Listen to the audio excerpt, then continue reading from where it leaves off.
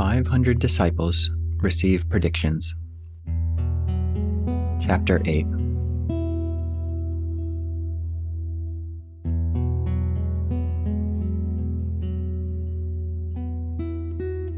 At that time, Purnamaitrayani Putra, having heard the Buddha teach the Dharma in accord with what is appropriate through wisdom and skillful means, conferring predictions of Anuttara Samyak Sambodhi upon all the great disciples, giving an explanation of the causes and conditions of former lives, and furthermore, describing the Buddha's mastery of great spiritual powers, experienced what he had never experienced before. His mind was purified and he rejoiced.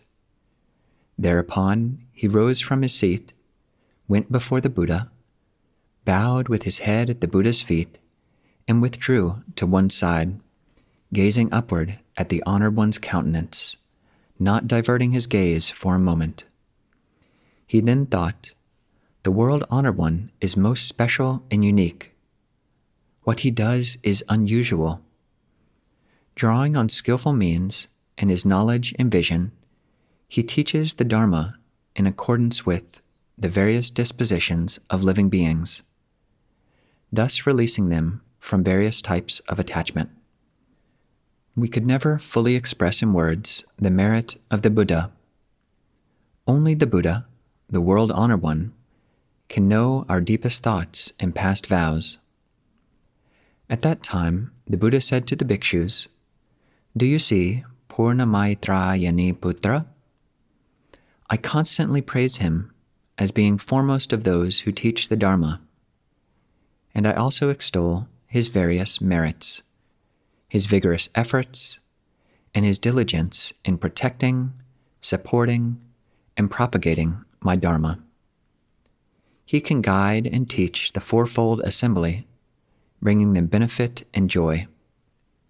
He perfectly interprets the proper Dharma of the Buddha, greatly benefiting his fellow practitioners of pure conduct.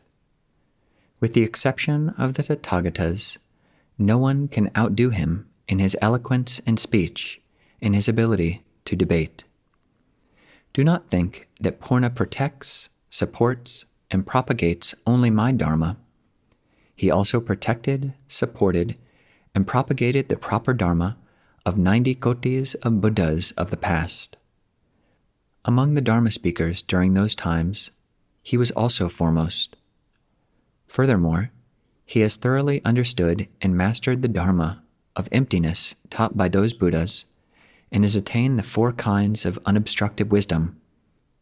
He always studies the Dharma carefully and expresses it in a pure manner without doubt or confusion.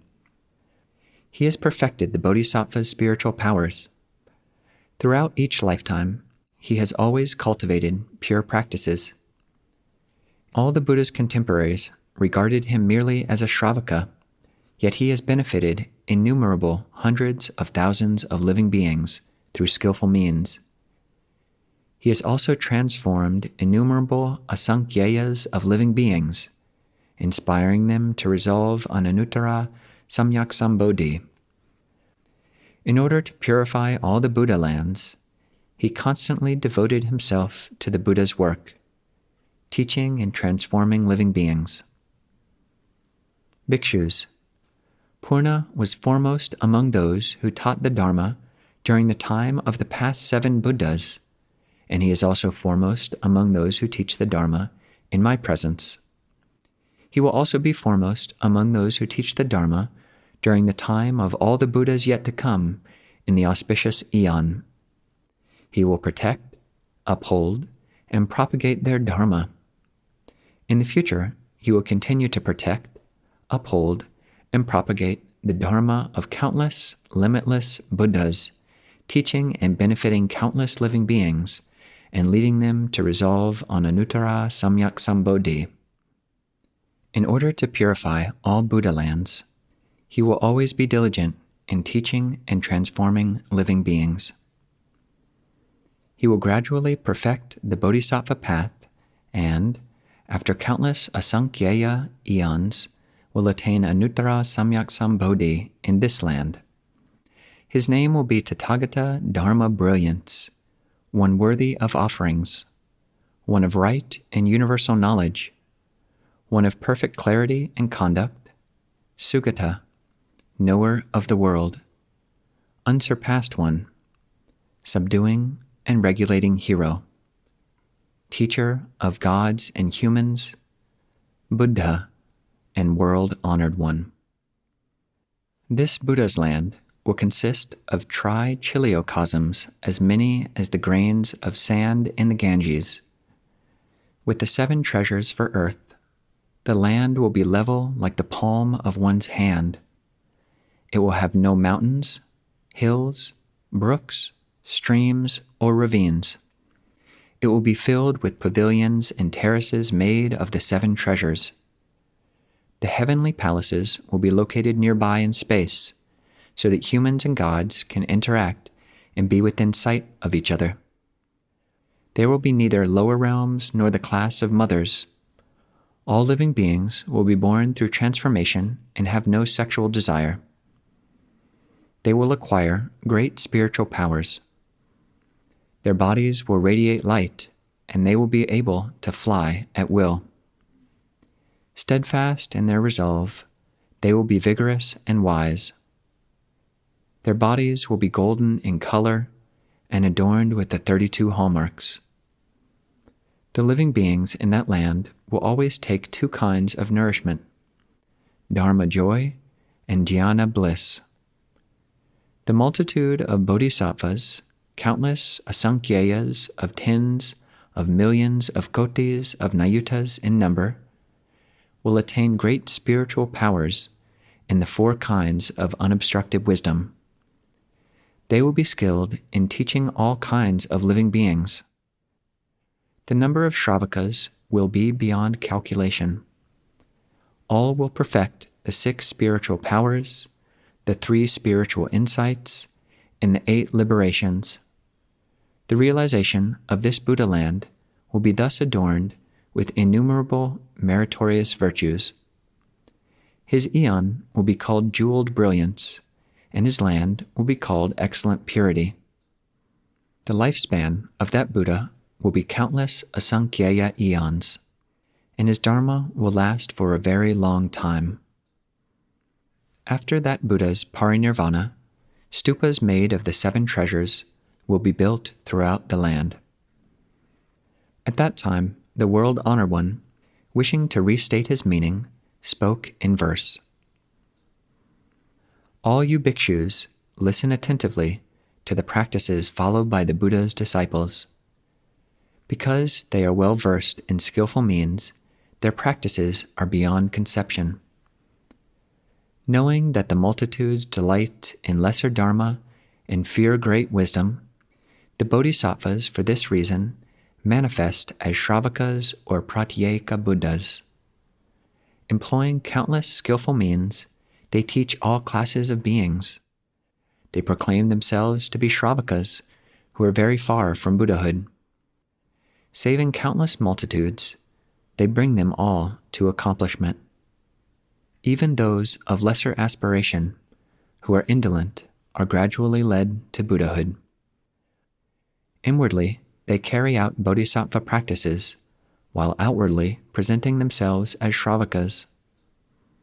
They have few desires and are disgusted with birth and death, but in fact they are purifying their Buddha lands. Pretending to all that they have the 3 poisons, they act like they also have wrong views. In this way, my disciples expediently save living beings. Were I to fully describe the various forms they take in teaching others, living beings, hearing of them, would be perplexed and have doubts. This disciple, Purnamaitrayani Putra, under thousands of kotis of Buddhas of the past, diligently applied himself to cultivating the path, propagating and protecting the Dharma of all Buddhas, in his quest for supreme wisdom. In the presence of every Buddha, he appeared as a leader among the disciples, the most knowledgeable and wise. Fearless in his teaching, he caused the multitudes to rejoice. Never did he grow weary of aiding the Buddhas in their work. Having attained great spiritual powers and perfected the 4 kinds of unobstructed wisdom, he knew the faculties of beings, sharp or dull, and always taught them pure Dharma. Proclaiming principles such as these, he taught thousands of kotis of multitudes. As he led them to abide in the Dharma of the great vehicle, he was purifying his own Buddha land. In the future, he will also make offerings to countless, limitless Buddhas. By protecting and propagating their proper Dharma, he shall also purify his own Buddha land. Always using skillful means, he will teach the Dharma without fear. Bringing incalculable multitudes to maturity, he will realize omniscient wisdom. Having made offerings to the Tathagatas and protected and supported the treasury of Dharma, he will in due course become a Buddha, known as Dharma Brilliance. His land, made of the 7 treasures, will be called Excellent Purity. His eon will be called Jeweled Brilliance. His land will be filled with a great multitude of bodhisattvas, countless kotis in number, all skilled in great spiritual powers, and replete with virtuous dignity. There will also be a Sangha community comprised of numerous Shravakas who will attain the 3 spiritual insights, the 8 liberations, and the 4 kinds of unobstructed wisdom. The living beings in that land will all have severed sexual desire. Born purely from transformation, their bodies will be adorned with the fine hallmarks. Feasting on Dharma joy and jhana bliss, they will desire no other sustenance. There will be no class of mothers there, nor any of the lower realms. Bhikshu Purna, having perfected his merit and virtue, will gain a pure land like this, inhabited by many worthy sages. As to those countless matters, I have given only a brief summary. At that time, the 1,200 arhats, whose minds had attained self-mastery, thought, "We have all experienced joy such as we never had before. If the World Honor One would confer upon us a prediction of future Buddhahood, as he has done for the other great disciples, would that not be a cause for rejoicing?" The Buddha, knowing the thoughts in their minds, said to Mahakāshyapa, "I will now confer upon these 1,200 arhats, one by one, predictions of Anuttara Samyak Sambodhi. My great disciple, Bhikshu Ajñāta Kaundinya, who is present in this assembly, will make offerings to 62,000 kotis of Buddhas. Having done this, he will become a Buddha known as Tathagata Universal Brilliance, one worthy of offerings, one of right and universal knowledge, one of perfect clarity and conduct, Sugata, knower of the world, unsurpassed one, subduing and regulating hero, teacher of gods and humans, Buddha, and world-honored one." The 500 arhats, including Uruvilva Kashyapa, Gaya Kashyapa, Nadi Kashyapa, Kalodayin, Udayin, Aniruddha, Revata, Kapina, Bhakula, Chunda, Svagata, and others will attain Anuttara Samyak Sambodhi and will all have the same name of universal brilliance. At that time, the World Honored One, wishing to restate his meaning, spoke in verse. Bhikshu Kaundinya will see limitless Buddhas. After Asankhyeya eons have passed, he will realize complete, perfect enlightenment. Constantly emitting great light, he will perfect all spiritual powers. His name will be known in the 10 directions, and he will be revered by all. He will always teach the unsurpassed path and will therefore be called universal brilliance. His land will be pure, with bodhisattvas of great vigor. These bodhisattvas will all ascend wonderful pavilions and roam throughout the lands of the 10 directions. They will take with them supreme offerings to present to all Buddhas. Having made these offerings, with minds full of great joy, they will instantly return to their own lands. Such are the spiritual powers they will have. The lifespan of that Buddha will be 60,000 eons. His proper Dharma will last twice as long. His semblance Dharma will be twice the length of that. When his Dharma disappears, the gods and humans will grieve. The rest of the 500 bhikshus will each in their turn become Buddhas, all by the name of universal brilliance. Each shall confer a prediction upon his successor, saying, "After I enter parinirvana, so-and-so will become a Buddha." The world in which he teaches will be like mine today, the adornments of his land, his spiritual powers, the multitudes of bodhisattvas and shravakas, his proper and semblance dharmas, his lifespan, and the duration of his eon will all be as previously described. Kashyapa, you already knew about these 500 who have attained self-mastery. As for the remaining shravakas, the same prediction applies to them. You should convey this to those who are not present in this assembly. At that time, the 500 arhats, having received predictions from the Buddha, were overjoyed. They rose from their seats, went before the Buddha, and bowed with their heads at his feet, repenting of their errors. They reproached themselves, saying, "World Honored One, we had always thought we had already attained ultimate nirvana. Now we realize that we were ignorant. Why? We should have attained the Tathagata's wisdom, yet we were content instead with petty knowledge. World Honored One, this is like a person who went to a close friend's house, got drunk on wine, and lay down. His friend, who had to go out on official business, sewed a priceless pearl into his clothes as a gift and left. That person, in a drunken stupor, was not aware of anything. On waking up, he set out on his travels and reached another country where, for the sake of food and clothing, he expended much effort, endured great hardships, and was content with what little he got. Later, his close friend happened to meet him again and said, "Hey, my friend, how could you, for the sake of food and clothing, have come to this?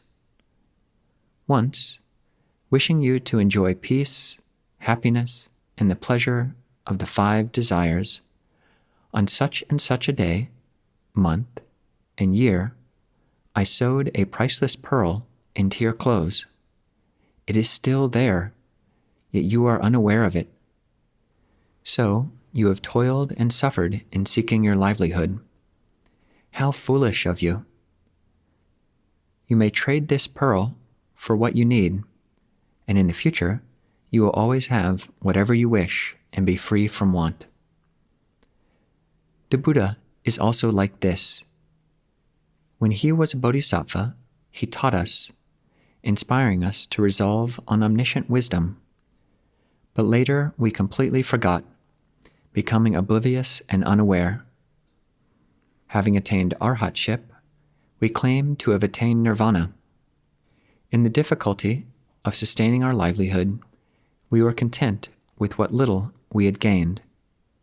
Still, our aspirations for omniscient wisdom remained. They have not been lost. Now, the World Honored One has awakened us, saying, "Bhikshus, what you have attained is not ultimate nirvana. For a long time, I have been teaching you to plant the good roots of a Buddha. As a skillful means, I showed you the entry into nirvana, but then you thought you had actually attained parinirvana. World-honored one, now at last we know that we are actually bodhisattvas, having received predictions of Anuttara Samyak Sambodhi. For this reason, we have experienced great joy as never before. At that time, Ajñata Kaundinya and the others, wishing to restate their meaning, spoke in verse. Hearing his supreme voice give predictions that bring peace and tranquility, we experience great joy as never before, as we bow before the Buddha of limitless wisdom. Now, in the presence of the world-honored one, we repent of our faults and mistakes.